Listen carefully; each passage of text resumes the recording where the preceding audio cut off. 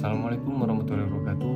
Sebelumnya perkenalkan, nama saya Leo Andika dengan NPM A1J023032. Baik, di sini saya akan mempresentasikan tugas kelompok saya yang berjudul Stimulus Kognitif dalam Keluarga.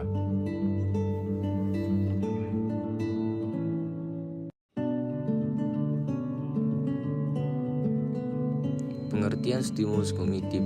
Stimulus kognitif merupakan serangkaian rangsangan sistematis yang dirancang untuk meningkatkan fungsi mental anak melalui aktivitas berpikir, pemrosesan informasi, dan pemecahan masalah. Selanjutnya ada teori stimulus kognitif. Stimulus kognitif rangsangan untuk meningkatkan fungsi mental anak.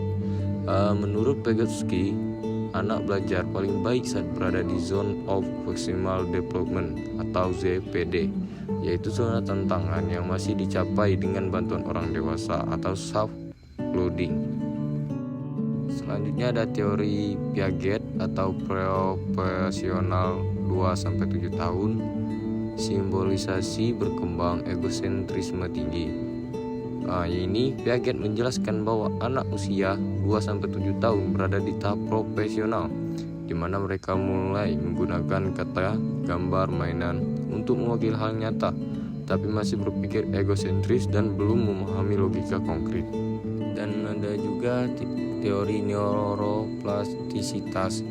Otak anak responsif terhadap pengalaman, stimulus konsisten penting. Di sini teori neuroplastisitas menegaskan bahwa otak anak mudah beradaptasi dengan pengalaman. Semakin sering berpikir, diberi rangsangan berpikir, semakin kuat jalur sarafnya. Artinya orang tua berperan penting untuk memberikan dukungan terhadap aktivitas rutin agar potensi anak bisa berkembang maksimal. Di sini juga ada metode stimulus kognitif dalam keluarga. Interaksi verbal dan bercerita, memperkaya kosakata dan melatih berpikir secara logis. Dan kedua ada permainan edukatif seperti puzzle, balok, melatih logika dan kemampuan spesial.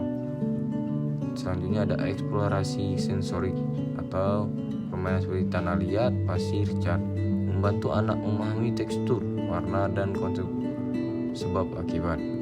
Yang keempat ada permainan simbolik, rumah-rumahan, dokter-dokteran, menumbuhkan kreativitas dan empati. Kelima ada membaca buku bersama, memperkuat imajinasi dan memori. Yang kelima ada aktivitas rumah tangga menjadi media belajar berhitung, klasifikasi secara alami. Jadi, belajar tidak harus formal, tapi bisa melalui rutinitas rumah yang dikemas secara edukatif. Selanjutnya ada aktivitas praktis stimulus kognitif. Papan cerita keluarga melatih narasi, memori, dan urutan logis. Tantangan blok berwarna, mengasah klarifikasi dan pemecahan masalah.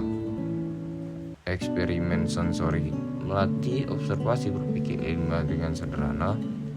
Drama keluarga, melatih simbolis bahasa dan perspektif sosial. Pasar mini di rumah membantu belajar berhitung, sosialisasi, dan negosiasi. Semua kegiatan ini selaras dengan teori Vygotsky dan Piaget karena melibatkan scope loading dan aktivitas simbolik yang sesuai tahap usia anak. Faktor yang mempengaruhi stimulus kognitif, yang pertama ada pendidikan dan pengetahuan orang tua. Semakin paham perkembangan anak, semakin tepat rangsangannya. Yang kedua ada interaksi keluarga. Komunikasi hangat meningkatkan minat belajar anak. Ketiga ada sarana belajar, alat dan bahan sederhana membantu eksplorasi anak. Yang keempat ada kondisi ekonomi dan sosial, mempengaruhi akses tapi dukungan emosional tetap utama. Yang kelima ada pola asuh, demokratis, anak diberi ruang berekspresi namun tetap diarahkan. Yang keenam ada lingkungan dan dukungan sosial, rumah yang aman dan program pendampingan yang perkuat hasil belajar. Di sini ada juga peran keluarga dan stimulus kognitif. Yang pertama ada pendidikan pertama, mengenalkan konsep dasar. Sebagai pendidik pertama atau orang tua mengenalkan konsep dasar sejak dini. Yang kedua ada teladan anak belajar melalui meniru. Sebagai teladan, anak meniru perilaku orang tua dalam berpikir dan bersikap. Yang ketiga ada motivator dorongan atau pujian. Sebagai motivator, orang tua memberi semangat dan penghargaan kepada anak agar anak lebih percaya diri. Yang keempat ada penyediaan lingkungan belajar, rumah kaya stimulus. Sebagai penyedia lingkungan belajar, rumah dijadikan tempat penuh rangsangan dan alat belajar. Dengan keempat peran itu, keluarga menjadi fondasi utama pembentukan kecerdasan anak.